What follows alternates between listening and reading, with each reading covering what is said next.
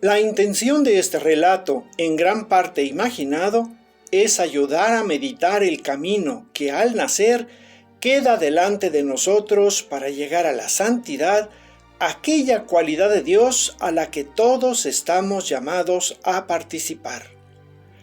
Dos de los personajes en el relato carecen de nombre, y esto es con toda intención.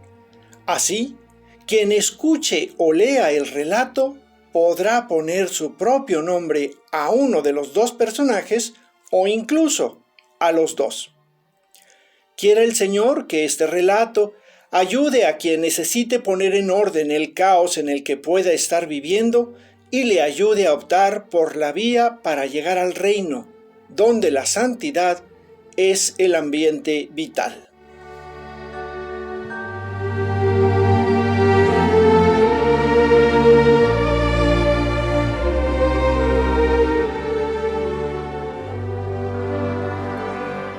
Domingo de Ramos, la llegada. Parece que escogí el mejor día para entrar a Jerusalén. La ciudad rebosa de movimiento. Podré perderme entre la gente con tal de que no me pierda yo. Estos eran los pensamientos de un peregrino que, como tantos otros, llegaba a Jerusalén para la celebración de la Pascua.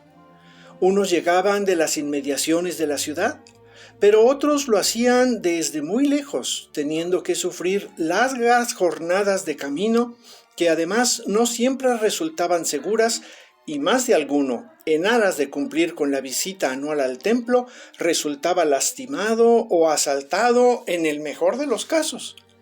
La ciudad se llenaba de peregrinos y el número regular de habitantes se multiplicaba por 2 y hasta por 3 veces. En fin, el tumulto era grande y este peregrino se dio cuenta que el movimiento no era normal. No es que conociera todo el movimiento de entradas y salidas, pero algo había. No podría decirse de dónde procedía él, porque en realidad no tenía un lugar fijo de residencia. Tampoco es que fuera un vagabundo o un desocupado, pero su labor le exigía estarse moviendo constantemente de un lugar a otro. No era la primera vez que llegaba a la ciudad de David en fechas cercanas a la celebración de la Pascua. Por eso se daba cuenta de que el movimiento no era similar a otros años y otras fechas. Podía percibirlo en el ambiente, pero no acertaba a darse cuenta cabal de qué era lo diferente en esta ocasión. De hecho, él pasaba por la ciudad 6 o 7 veces al año, en diferentes épocas, pero prefería los tumultos a las soledades porque los gentíos y el ruido representaban para él cierta seguridad. Por su misma naturaleza de viandante, le era necesario revisar bien su entorno antes de avanzar a un lugar y moverse a otro. Así que, vamos a ver, pensó. Escogió un lugar discreto y fijó su atención en las riadas de peregrinos que acudían a la ciudad, ya que por lo general los que subían eran mayor número que los que bajaban del monte Sión. Sin embargo, notó que hoy casi nadie abandonaba el lugar, y entre los que subían se veía bien que no todos eran fuereños. Muchos de ellos eran habitantes de la ciudad que habían salido a sus labores y negocios y parecía que regresaban antes de tiempo. Otro detalle fuera de lo común es que la mayoría de la gente traía consigo ramas cortadas de los árboles. De momento quedó confundido, pero luego recordó aquella vieja tradición iniciada en tiempos lejanos y consignada en algún libro de la ley.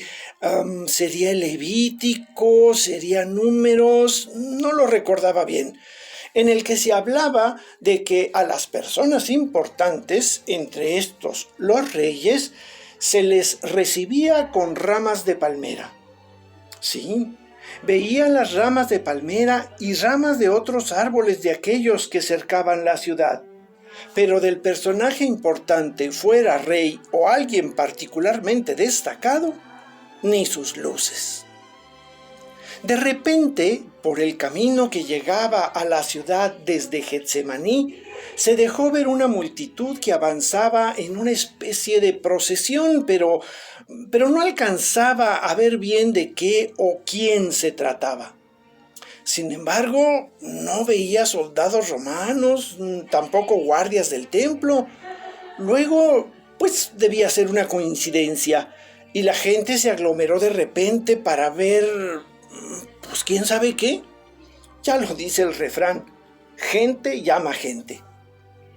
La curiosidad de nuestro peregrino pudo más que la sensatez, y en vez de aprovechar tanto movimiento y entrar para hacer lo que tenía que hacer, se quedó un rato más a ver en qué paraba el asunto y quién era al que estaban esperando.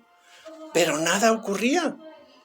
El gentío que llegaba del Monte de los Olivos crecía más, y muchos se acercaban a la vera del camino agitando las ramas que llevaban en las manos. Eran palmas, ramas de olivo, higueras, y no faltó quien, a falta de ellas, llevaba ramos de las flores del campo y hasta algunas espigas de avena o de trigo. Incluso aquellos que no tuvieron tiempo de ir por alguna rama, echaban sobre el camino sus mantos, sus velos, pero seguía sin saber la causa de tal alboroto.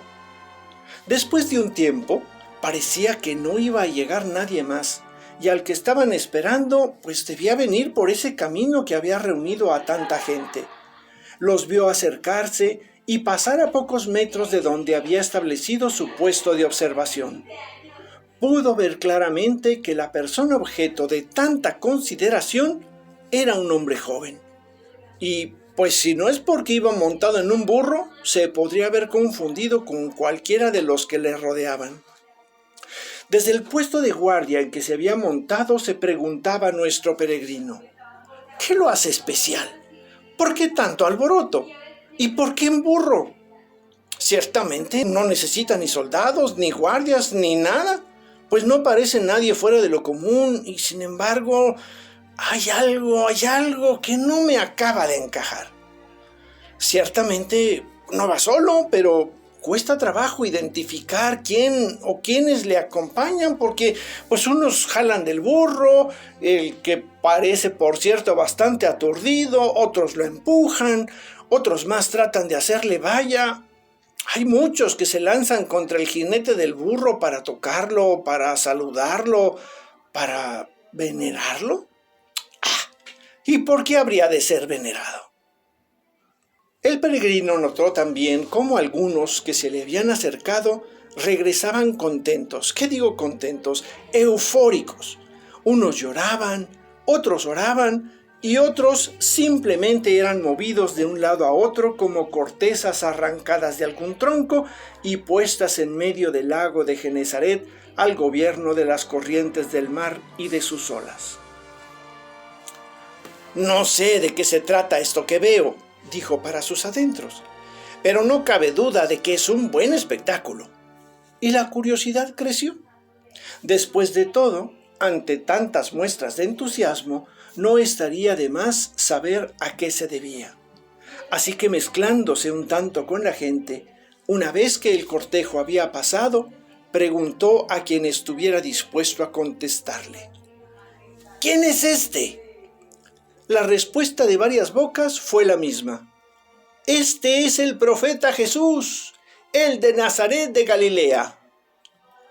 De momento esta respuesta lo dejó perplejo. ¿Un profeta? ¿De Galilea? Algo vago acudió a su memoria a este respecto, y con esa respuesta nuestro personaje se perdió en los callejones de la gran ciudad.